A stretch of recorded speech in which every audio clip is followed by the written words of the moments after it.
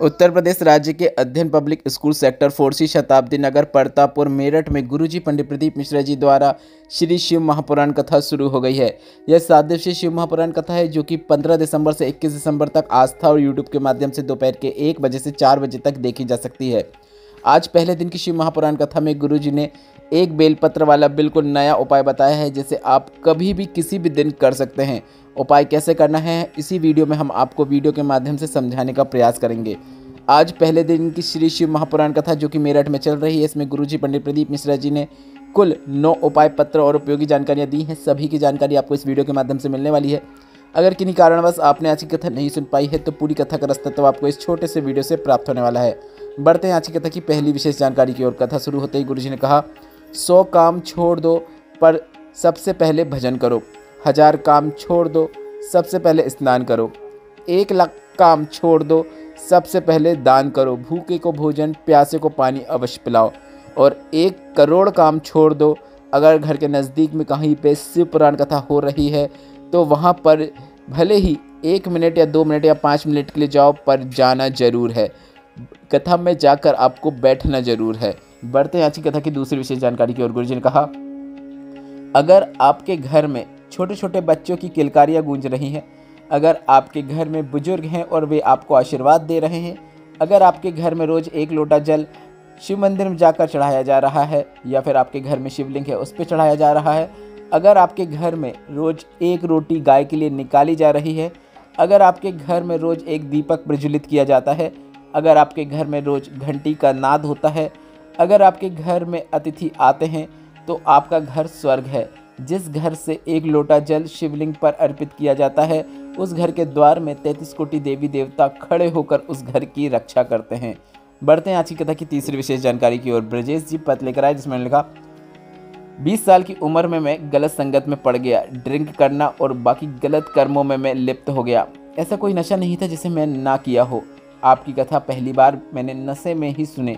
दारू के नशे में आपकी कथा सुनी और यह निश्चय कर लिया कि अब नशा नहीं करूँगा। सीहोर जाकर कंकर शंकर का पूजन करके उसे ले आया, कावड़ भी भरी और पहली बार कई बार मैंने संकल्प किया था पर वह सब संकल्प मैंने तोड़ दिए थे, पर पहली बार जब शिव महापुराण कथा सुनने के बाद जो संकल्प मैंने किया वह आज तक नहीं तोड़ा है।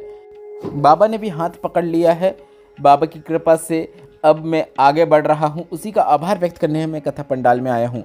बढ़ते हैं आज की कथा की चौथी विशेष जानकारी की ओर। ओमवती जी पत्र लिख रहे हैं जिसमें लिखा, कुछ दिन पहले देवर को बुखार आया। डॉक्टर ने पेट में दर्द होने के कारण सभी प्रकार की जांचें की और ट्यूमर बता दिया। इसके बाद जांच हुई तो पता चला कि लीवर में कैंसर हो गया है। इसके बाद डॉक्टर ने एक पीस निकालकर बॉम्बे भेजा और जांच की रिपोर्ट आएगी ऐसा कहा। इसके बाद हमने भी शिवलिंग पर जल चढ़ाते, बेलपत्र चढ़ाते, उसका आचमन कराते, बाबा से निवेदन किया कि बाबा बड़ी बीमारी ना निकले। इसके बाद जहाँ डॉक्टर ने कैंसर बता दिया था, बॉम्बे से रिपोर्ट आई जिसमें कैंसर नहीं आया। उसी का आभार व्यक्त करने हम कथा पंडाल में आए हैं। बढ़ते हैं आज की कथा की 5वीं विशेष जानकारी की ओर। गुरुजी ने कहा, वर्तमान भारत सरकार का आभार व्यक्त करना चाहेंगे। पूरे भारत में अयोध्या से लेकर लंका तक राम पथ गमन मार्ग बनाया गया है।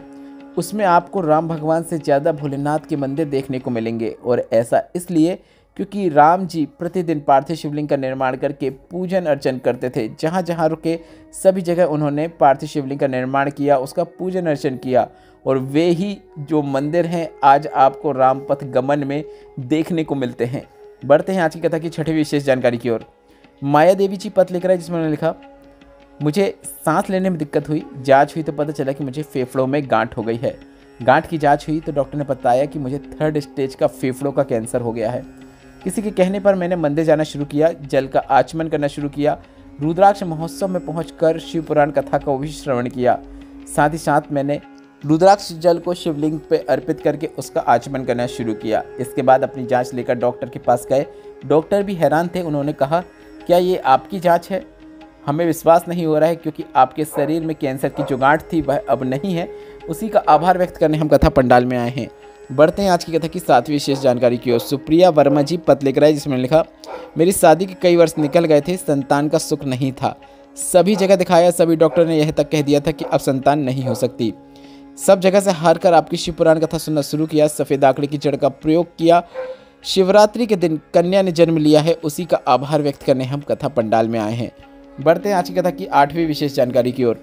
आज गुरुजी पंडित प्रदीप मिश्रा जी ने एक विशेष उपाय की जानकारी दी है जिसे आप कभी भी किसी भी दिन कर सकते हैं। उपाय काफ़ी सरल और आसान है। कैसे करना है आप वीडियो में देखकर समझ सकते हैं।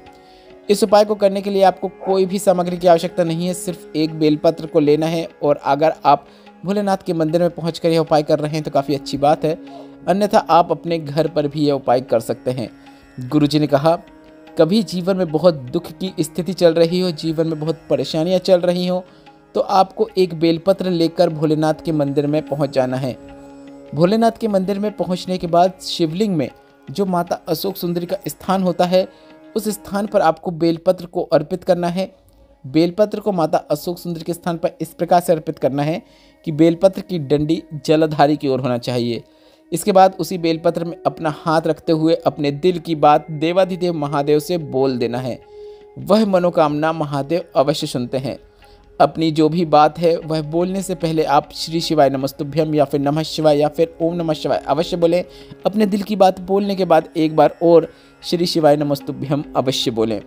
यह विशेष उपाय आप कभी भी किसी भी दिन कर सकते हैं, किसी भी समय कर सकते हैं। जब आपको अपने दिल की बात भोलेनाथ से कहना हो तब आप यह उपाय करके अपनी बात भोलेनाथ तक पहुंचा सकते हैं। काफ़ी सरल आसान उपाय है जिसे आप एक बार तो अवश्य करके देखिएगा। बढ़ते हैं आज की कथा की 9वीं विशेष जानकारी की ओर। गुरुजी पंडित प्रदीप मिश्रा जी ने बताया कि इस वर्ष की अंतिम शिव पुराण कथा 24 दिसंबर से 30 दिसंबर 2024 तक रायपुर छत्तीसगढ़ में होगी। कथा पंडाल का एड्रेस हम आपको जल्द से जल्द बता देंगे। 102 दिनों में हम आपको कथा पंडाल का एड्रेस बता देंगे कि रायपुर में कहाँ पर शिव पुराण कथा होने वाली है। इसके बाद गुरुजी ने यह भी बताया कि छत्तीसगढ़ में साल की अंतिम शिव पुराण कथा है और नए साल की पहली शिव पुराण कथा भी छत्तीसगढ़ में ही है। 4 से 10 जनवरी 2025 तक छुरिया हालेकोसा राजनांदगांव छत्तीसगढ़ में शिव पुराण कथा होगी। इसके बाद 16 से 22 जनवरी 2025 तक सूरत गुजरात में शिव पुराण कथा होगी। इस कथा का एड्रेस भी कई लोग पूछ रहे हैं, तो हम आपको जनवरी के पहले सप्ताह में इस कथा के एड्रेस की भी जानकारी दे देंगे। इसके बाद 24 से 30 जनवरी 2025 तक साकरी महाराष्ट्र में शिव पुराण कथा होगी। इसके बाद 1 से 7 फरवरी 2025 तक काकेट छत्तीसगढ़ में शिव पुराण कथा होगी। इसके बाद 16 फरवरी तक 10 फरवरी से 16 फरवरी तक कुंभ के मेले के दौरान प्रयागराज में शिव पुराण कथा होगी। इसके बाद 17 से 23 फरवरी 2025 तक तारा बाबा की कुटिया सिरसा में शिव पुराण कथा होगी। इसके बाद वर्ष का सबसे बड़ा आयोजन 25 फरवरी से 3 मार्च 2025 तक होगा, जिसमें रुद्राक्ष महोत्सव होगा। रुद्राक्ष अभिमंत्रित किए जाएंगे, साथ ही साथ रुद्राक्ष के महोत्सव होगा और उसमें शिव पुराण कथा का भी आयोजन होगा। आप शिव पुराण कथा में भी शामिल हो सकते हैं और रुद्राक्ष महोत्सव को भी देख सकते हैं, जो कि सीहोर कुबेरेश्वर धाम में प्रतिवर्ष होता है। इस दौरान रुद्राक्ष का वितरण नहीं होगा, इस बात का आप ध्यान रखें। अभी रुद्राक्ष का वितरण हो रहा है, जिन्हें रुद्राक्ष चाहिए वे अभी जाके सीहोर से ले सकते हैं। जैसे ही रुद्राक्ष महोत्सव आता है तो 1 महीने पहले से गुरुजी रुद्राक्ष वितरण को बंद कर देते हैं, तो इस बात का आपको ध्यान रखना है। अभी रुद्राक्ष चाहिए तो आप अभी जाकर ले सकते हैं। इस वीडियो में बताए गए उपायों एवं अन्य जानकारी से संबंधित कोई प्रश्न हो तो आप कमेंट बॉक्स के लिए पूछ सकते हैं। आज की कथा से अगर आपको आनंद की प्राप्ति हुई है तो इस वीडियो को लाइक करके कमेंट बॉक्स में श्री शिवाय नमस्तुभ्यम या फिर हर हर महादेव अवश्य टाइप कीजिएगा।